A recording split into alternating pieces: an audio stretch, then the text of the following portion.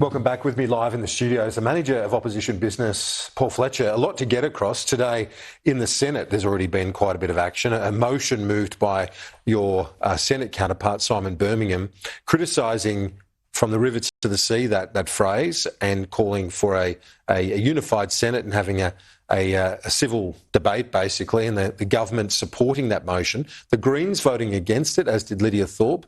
Senator Fatima Payman, who made some remarks and used that phrase that caused the discussion. She wasn't in the Senate.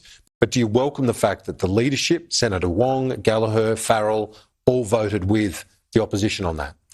Well, it was a motion stating a very important principle, and of course, moved by Senator Birmingham. I do welcome the fact that that it was voted for by Labor parliamentarians. I think Senator Payman's comments were extremely unfortunate. They were completely at odds with what the Prime Minister himself has said about that chant and about the importance of social cohesion. I have the second largest Jewish community of any electorate in New South Wales. My constituents are telling me they are concerned for their safety.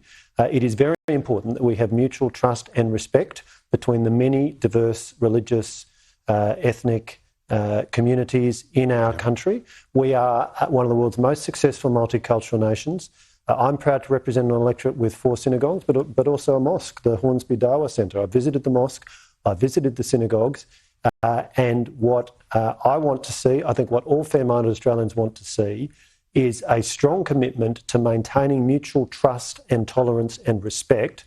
And unfortunately, what we saw from Senator Payman was the opposite of that commitment. There's been a call for the Prime Minister to show leadership on this. Do you think that what you saw in the Senate reflects that? Because that was a show of unity and criticism, repudiation of anti-Semitism there.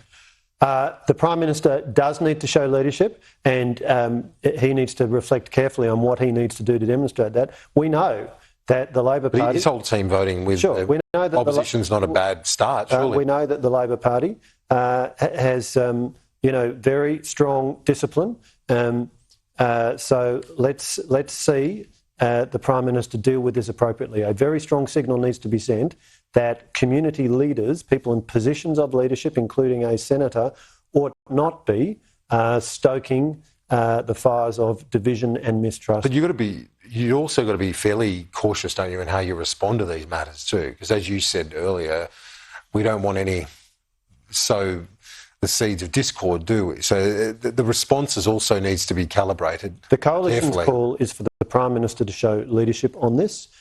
He has all the resources of the Office of Prime Minister.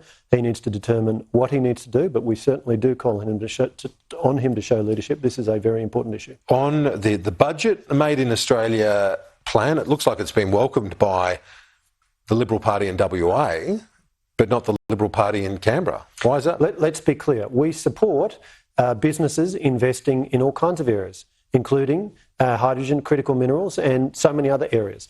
The best way to support business investment is to have lower taxes. We've seen taxes go up under this government, the tax take increase under this government. But what about the incentives for critical minerals? No, You're against those. The best way to support investment and get businesses investing is create the right business conditions. That means lower taxes. That means lower energy costs. Energy is a huge input into business activity, and we're seeing business after business around the country close because energy prices are out of control. And of course, it means a clearer, simpler, less costly industrial relations system.